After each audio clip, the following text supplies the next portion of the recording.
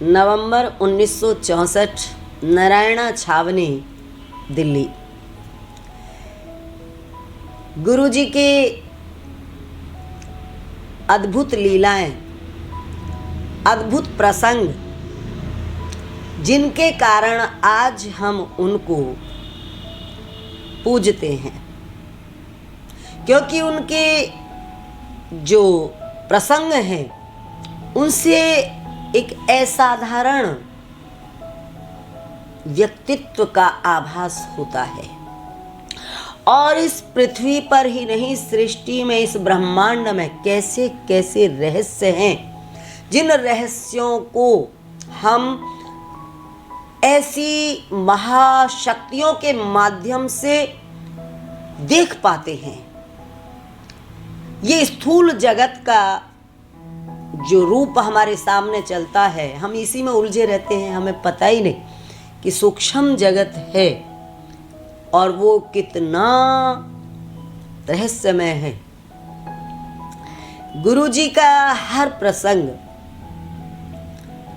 हमें प्रेरित करता है ये मानने के लिए कि हम सभी के भीतर जो शक्तियां हैं वो अद्भुत हैं, पर वो सोई पड़े हैं। वो साधना से, उपासना से, वैराग्य से, अभ्यास से और गुरु कृपा से ही जागृत हो सकती हैं।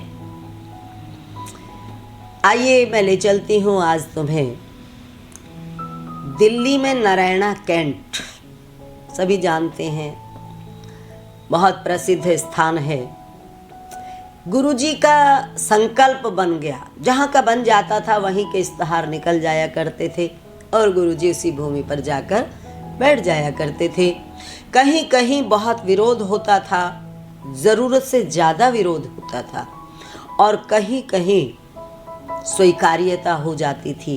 स्वीकार्यता लास्ट में तो हर जगह होती थी, लेकिन कहीं कहीं शुरू में ही सेवा करने वाले तैयार हो जाया करते थे।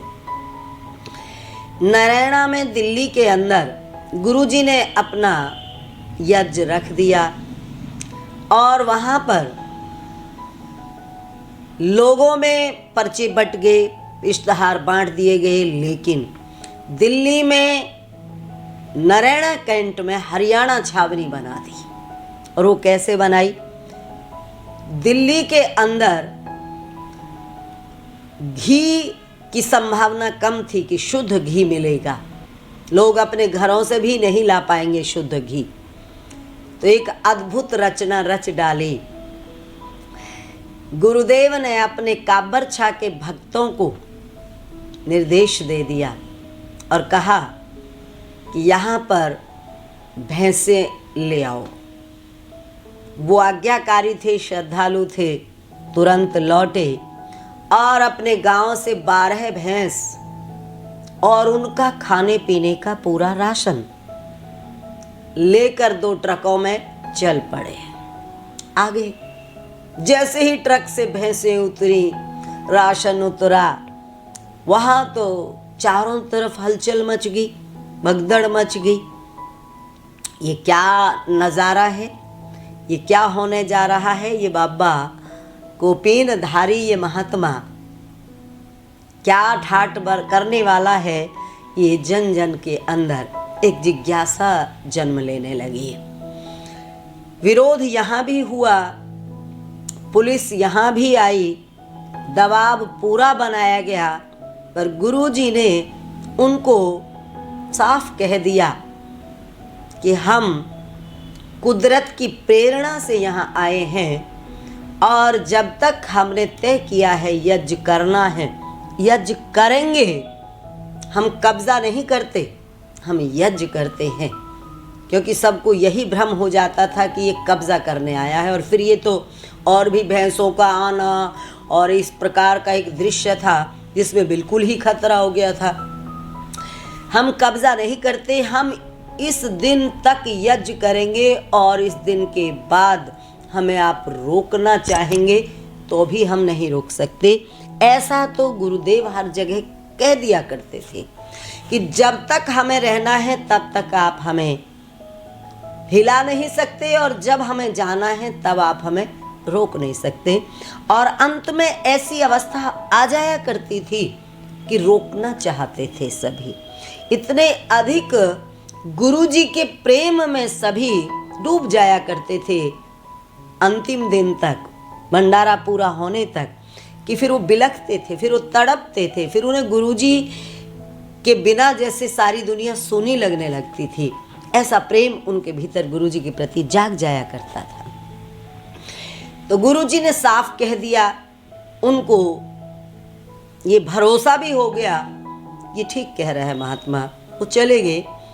अब यहाँ पर रोजाना दूध बिलोया जाता, ताज़ा मक्खन निकलता, बाजरे की खिचड़ी बनती, खिचड़ी में मक्खन दिया जाता, दही बनती, दही दी जाती, और दिन में साग रोटी चलती।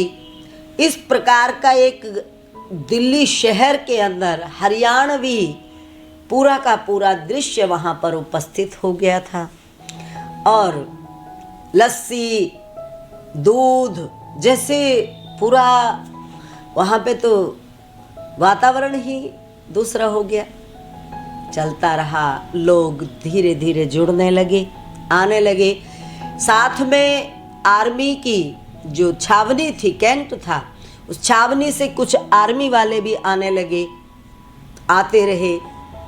एक दिन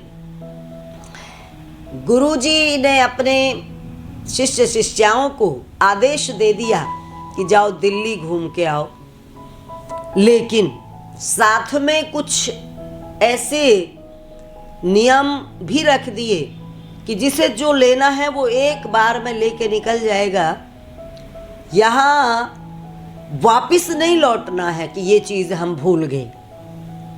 सबने अपनी चीज़ें ले ली, चले गए। रास्ते में देवियों को याद आया कि अरे चना रह गए, क्योंकि बाजार की चीज़ें खानी नहीं होती थी, और वैसे भी चना साथ में रखने के आदेश थे कि अपनी चीज़ साथ में लेके चलो। चना रह गए तो देवियों ने विचार किया कि जाओ, गुरुजी को क्या पता चलेगा, गुरुजी तो वहाँ बैठे हैं साइड में, चुपके से जाके ले आओ। एक देवी गई और वो चना लेकर आ गई। गुरुजी ने तो देख लिया, और शायद अगर हम इसको दूसरी दृष्टि से देखें, शायद ये गुरुजी को पहले ही आभास भी था कि इस प्रकार की गलतियां ये करेंगे। गुरुजी ने बुला लिया, क्या बात है, कैसे लौटी हो? कहा कि उस देवी ने भेजा है और चना लेने आई हूँ। उस देवी को भी बुला लिया। एक गुरुजी की अपनी एक अलग ही विधा थी। सबके हाथ में डंडे और झंडे थे, और जब गुरुजी किसी बच्चे को, अपने किसी शिष्य को सजा दिया करते थे तो उसी के डंडे से देते थे और फुल मारते थे, पूरा मारा करते थे, और सबके बीच में करते थे। और कमाल की बात यह है कि पिटने के बाद भी वो बच्चे ब्रह्मचारिणी घर नहीं जाते थे। गुरुजी के पास ही रहने में खुशी मिलती थी उनको। गुरुजी ने जब कहा कि अपना डंडा लेके आओ, सबको समझ आ गया कि अब क्या होने वाला है। कान खड़े हो गए जितने भी अपने भक्त लोग थे सबके, कि आज तो नंबर आ गया, और जिसका डंडा मंगाया गया इसका मतलब नंबर उसी का है। गुरुजी ने पिटाई शुरू कर दी, ताबड़तोड़ पूरा बजाना शुरू कर दिया। और उसके बाद जो हुआ, सब जो नहीं भी आ रहे थे यज्ञ में वो भी आ गए। दूर दूर तक जब ये शोर मचा पिटाई का, तो इस तमाशे को देखने के लिए वहाँ फौजी भी आके खड़े हो गए। रोकना चाहते थे, पर जो भक्त लोग थे उन्होंने इनकार किया कि अब गुरुजी को कोई रोक ही नहीं सकता, टोक ही नहीं सकता। न रोक सके न टोक सके। पिटाई करते करते जब गुरुदेव ने देखा कि खूब चारों तरफ भीड़ इकट्ठी हो गई है, डंडा फेंक दिया और गुरुदेव तो अपने दूसरे रूप में आ गए। उन्होंने तो उपदेश देना शुरू कर दिया, और उपदेश देने में उन्होंने जो सबसे मेन चीज़ कही, उन्होंने कहा कि सेना और साधु, इन दोनों के ऊपर पूरे देश की, पूरे समाज की जिम्मेदारी होती है।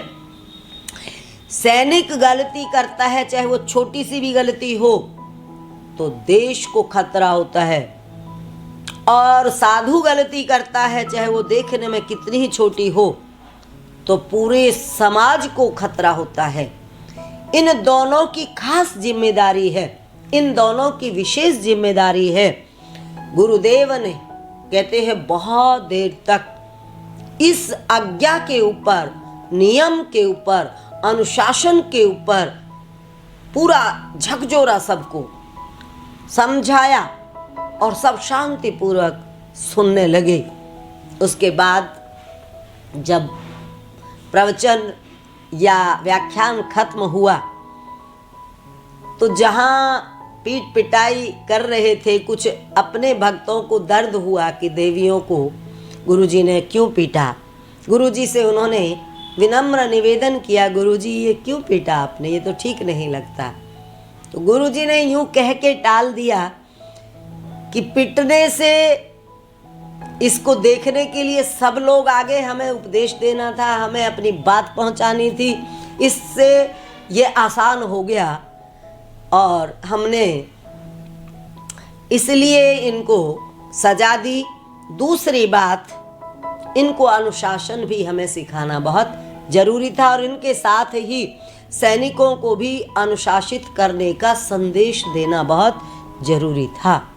तो ये थे गुरुदेव के अलग अलग रूप, और वहाँ फिर लोग और भी ज़्यादा गुरुजी के अनुकरण करने में शामिल हुए, गुरुजी के यज्ञ में शामिल हुए, भंडारे में शामिल हुए। छोटी छोटी बहुत सारी और भी घटनाएं घटित होती थीं, जिससे गुरुजी के एक विलक्षण रूप का भास होता था। ओम तत्सत।